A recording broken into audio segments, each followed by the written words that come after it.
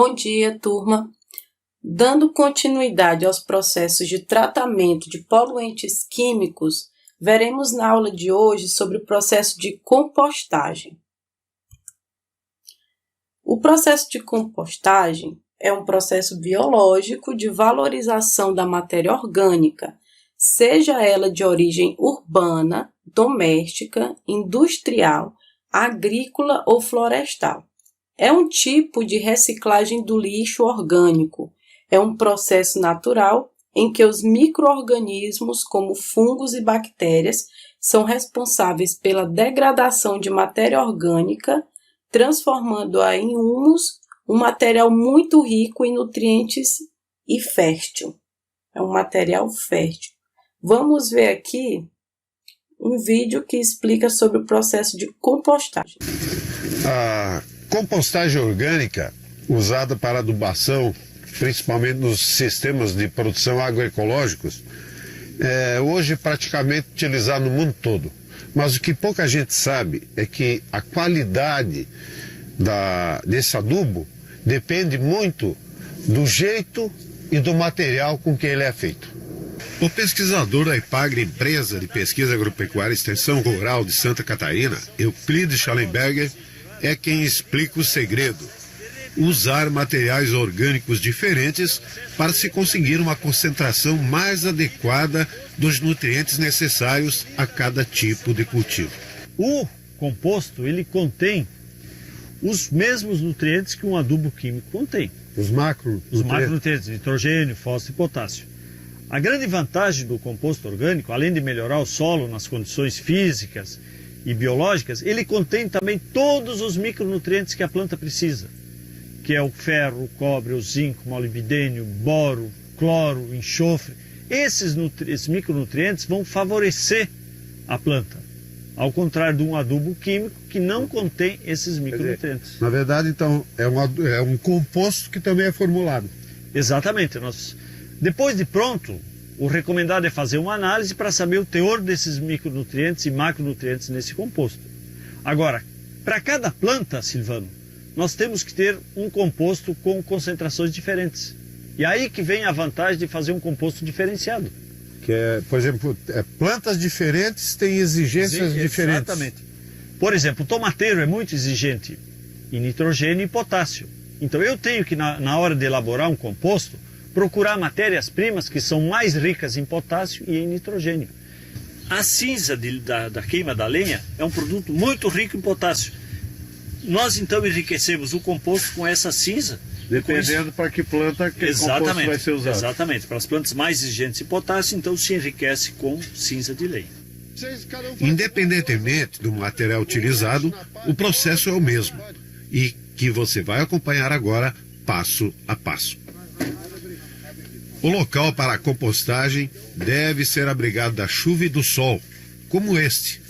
E o piso deve ser impermeabilizado com plástico ou cimento para não haver contaminação do solo durante a decomposição dos materiais e também para evitar a perda de nutrientes que compõem o chorume que escoa durante o processo. A água drena aqui e vai cair aqui dentro, onde tem esse galão. Então ela vai vir aqui e vai ficar nesse galão. Tá. E daqui então ela volta e é colocado dentro em cima do monte. Os nutrientes voltam para cima do composto. Então você não infiltra no solo, quer dizer, não tem contaminação do solo, do lençol freático, e não perde 1 grama de nutrientes. Todos os nutrientes ficam no composto. Vamos ao primeiro passo, que é picar o material escolhido. O cuidado aqui é que não seja triturado em pedaços pequenos demais. O capim triturado, ele tem mais área de atuação dos micro-organismos.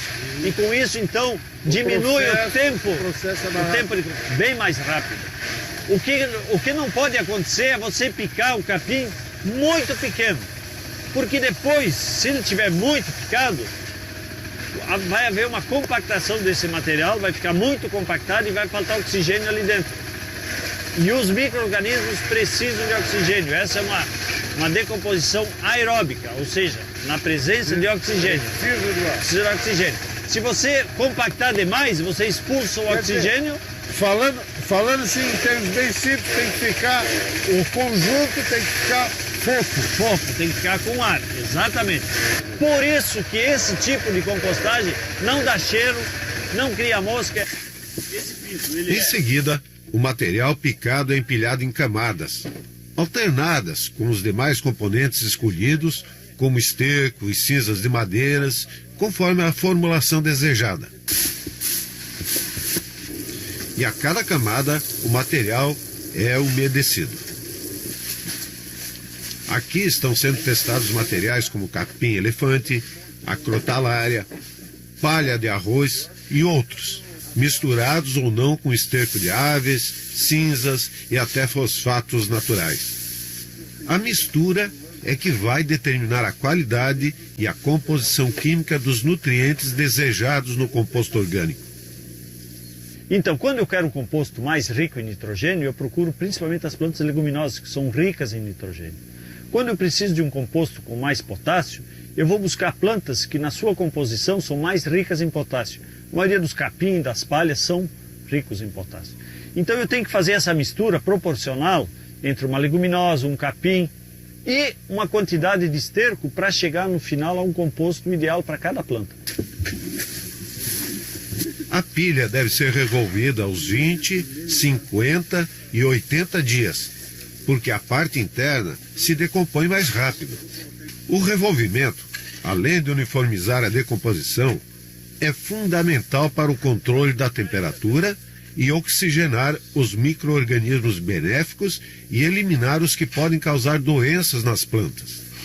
A temperatura aqui ela vai até 70 graus nos primeiros dias, depois ela volta, estabiliza aqui nos 40 graus. Sim. E quando o composto está ficando pronto, ela baixa, vem aqui em torno de 30 graus e ali ela fica até o final do processo. Então nós colocamos esse tubo aqui, colocamos o composto, o termômetro aí dentro e fechamos para que não haja fuga do calor.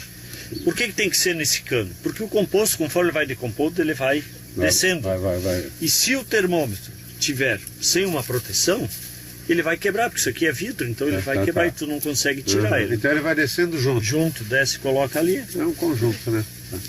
Fecha aqui, a temperatura fica ali. A maneira mais fácil, mais eficiente é a temperatura.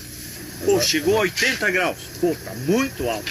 Aí o que você tem que fazer? Vem com água e molha para baixar a temperatura. Porque acima de 80 você começa a perder nitrogênio e perder outros nutrientes. Durante a decomposição, o chorume causado pelo processo é recolhido pela inclinação do piso e recolocado nas pilhas, evitando a perda dos macro e micronutrientes da mistura. Em cerca de 120 dias, o composto está pronto e, se for armazenado corretamente, abrigado da chuva e do sol, tem uma longa durabilidade, de até 1 ano, principalmente se as pilhas forem cobertas com palha ou algum outro material, para evitar que o composto seque, a chamada desidratação. Mesmo assim, o engenheiro agrônomo Schallenberg alerta que a adubação orgânica sem critérios técnicos pode ser tão prejudicial quanto a adubação química descontrolada. Muitas pessoas acham que o composto, por ser natural, pode ser usado sem critério em grandes quantidades. Não é bem assim. O composto orgânico ele contém sais, e esses sais, quando colocados em excesso no solo, prejudicam a planta, fazendo com que ela tenha uma nutrição desequilibrada. O correto é a pessoa ter uma análise do solo para saber o que esse solo precisa e ter análise também do composto, sabendo quais o teor de nutrientes que esse composto tem. Então, com essas duas análises, é feito um cálculo e é colocado a quantidade de composto exatamente que cada planta precisa.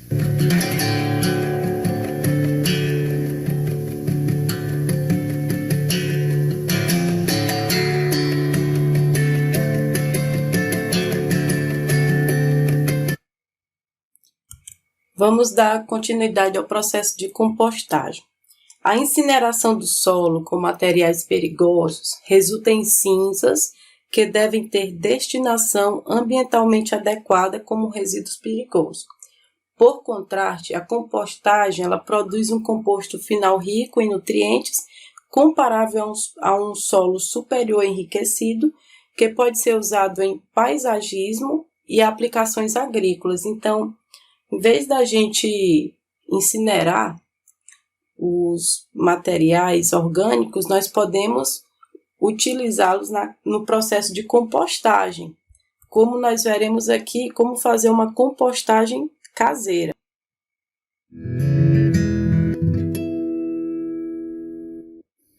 Os resíduos orgânicos representam metade dos resíduos sólidos gerados pelas residências.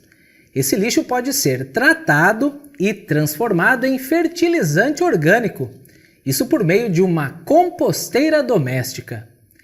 Entre as inúmeras vantagens desse processo estão redução da demanda por aterros sanitários e energia usada no transporte de lixo, além de gerar economia, já que acaba com a necessidade de adquirir adubo para as plantas.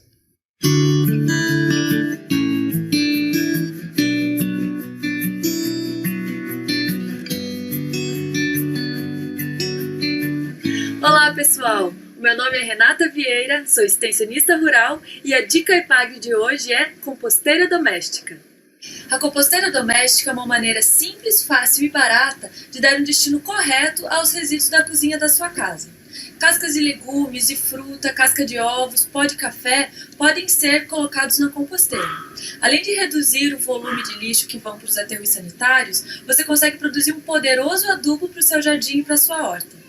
Esse modelo de composteira doméstica é muito fácil de fazer, qualquer pessoa consegue fazer em casa. E ele pode ser usado até em apartamento, porque ocupa pouco espaço, não tem cheiro e não junta mosca. Agora vamos ver os materiais que a gente vai utilizar. Então, nós vamos precisar de 3 baldes desses de plástico, que eles são de gordura vegetal, você encontra em qualquer padaria. Eles vendem bem baratinho, esses baldes que a gente vai usar. A gente precisa de 3 com tampa. Nós vamos precisar de um kit torneira, que a gente vai colocar no 3º balde, que é por onde vai sair o chorume. Pode ser bem simplesinho também, encontra em qualquer casa de materiais de construção. Outro equipamento que a gente vai precisar é uma furadeira ou uma retífica como essa. A gente usou até uma parafusadeira que tem a função de furadeira, que é para furar os baldes. Mas até um prego quente aqui vai fazer a mesma função. Você também vai precisar de uma meia de nylon, a conhecida meia calça, uma meia calça usada, velha já, ou uma telinha com a malha bem fina, que é para proteger as minhocas de não caírem no chorume. Esses são os materiais para a construção da composteira. Aí o que a gente vai precisar para ela funcionar vai ser os restos de cozinha, né? Aqui a gente tem resto de casca de fruta, legume, verdura, casca de ovo, pó de café. Isso aqui você pode deixar um baldinho na cozinha com uma tampa, que depois você vai colocar na composteira. Você também vai ter que ter um pouco de material seco, que é resto de poda. Aqui eu peguei do jardim, resto da grama cortada, folhas que caem na grama. E ainda, se você quiser aumentar a velocidade da decomposição desse material, dá para colocar umas minhocas. As minhocas californianas são as mais recomendadas porque elas se reproduzem muito rápido. Então, bora para o passo a passo. A nossa composteira doméstica ela se divide em 3 etapas, o balde 1, o 2 e o 3. No balde 1, a gente vai colocar os resíduos orgânicos, os restos de comida da cozinha e os restos do jardim, matéria seca. O balde 2, ele é um intermediário entre os 2 baldes. Ele vai ficar o nosso composto sólido. E no balde 3, vai ficar o composto líquido, que é o chamado chorume. Tanto o chorume quanto o composto sólido que vai estar no balde 2 são ótimos adubos para ser usado no seu jardim ou na sua horta. Então esses furinhos laterais a gente vai fazer no balde 1 e no balde 2. O 3 não precisa desses laterais.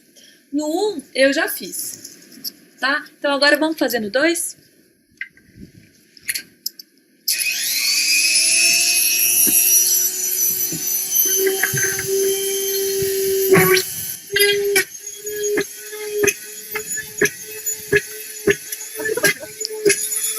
Então os furos para aeração já estão feitos. Agora a gente vai furar os fundos dos baldes. O fundo do balde 1 eu já furei, tá? Então agora a gente vai furar o fundo do balde 2.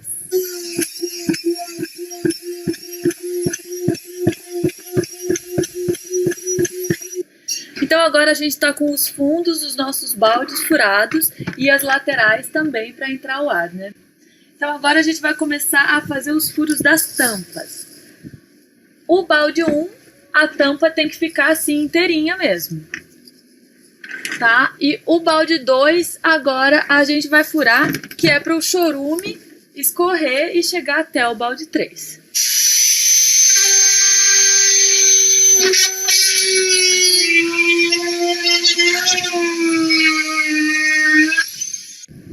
A tampa do balde 3 nós vamos cortar igual a tampa do balde 2.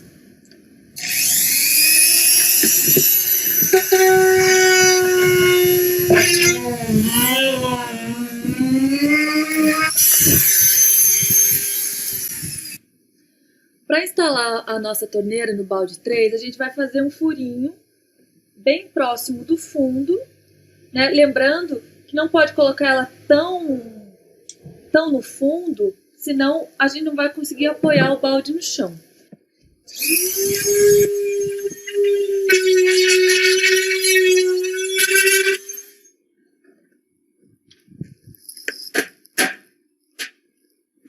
Coloco o outro anelzinho para vedar.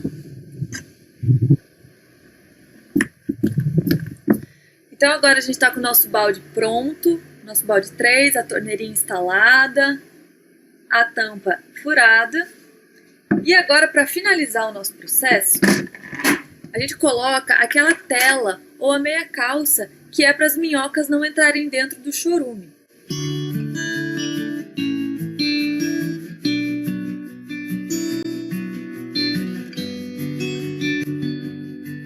E corta o excesso. Pronto, virou uma tela. E aí, a estrutura da nossa composteira tá prontinha. Vamos começar a usar agora. Os restos de cozinha aqui de casa, lembrando que resto de carne, resto de comida, como arroz, feijão, isso não vai na composteira, tá? Isso chama bicho, não é legal ir na composteira. Aí eu coloco um pouco de matéria seca,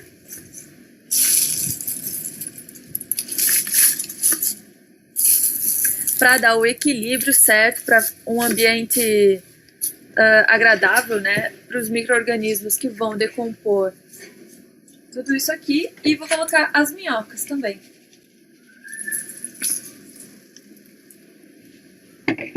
E com o passar do tempo, esse balde 1 vai enchendo, né? Ele vai ficar tampadinho assim. Com o passar do tempo, ele vai enchendo. Quando ele encher, a gente troca aqui. Coloca essa tampa aqui no 1. E esse aqui, aí vira o balde 2. E aí eu recomeço o processo enchendo esse balde. Depois de uns 40 dias, 50 dias, já vai ter um pouco de chorume aqui no balde 3. E aí a gente já pode coletar esse chorume, diluir ele. Cada medida de chorume, a gente precisa de 10 medidas de água e tem que ser diluído para depois ser aplicado nas plantas, tá? Porque ele é muito concentrado, ele é muito forte. Além do chorume, a gente vai ter no balde intermediário o composto sólido, que para saber que ele está pronto, a gente vai olhar ele e vai ser uma massa marrom uniforme e a gente não vai conseguir ver resíduo de alimento nenhum. Então a gente não consegue identificar a casca de ovo, a folha de alface, qualquer coisa. Ele vai ter que estar uma massa uniforme e sem cheiro. Aí já está pronto, ele já pode ser usado como composto. Então é isso, pessoal. Essa foi a Dica EPAGRE de hoje. Espero que vocês tenham gostado e espero que vocês façam uma composteira doméstica em casa.